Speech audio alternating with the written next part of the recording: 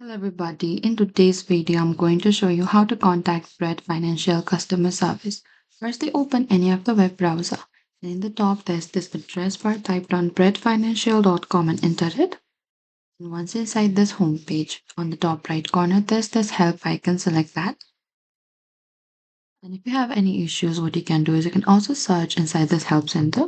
As I'm going to type down sign in issue here, and you can simply enter it. Here you can find the results here.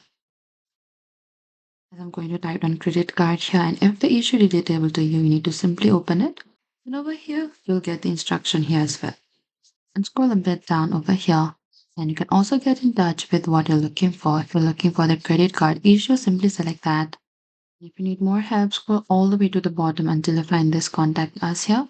And from the contact us here, you can simply open it in order to get in touch. As I'm going to select the savings here, you can select any of the issue over here as well. So from here, you'll get this phone number. And you can simply dial this number for the customer support if you have a community bank or community capital bank credit card issued by Bread Financial. You can use this phone number printed on the back of your card or look it up selecting a card on the Bread Financial website. And that is it. That is how you can contact Bread Financial customer service. Thank you for watching this video. I hope this video was helpful.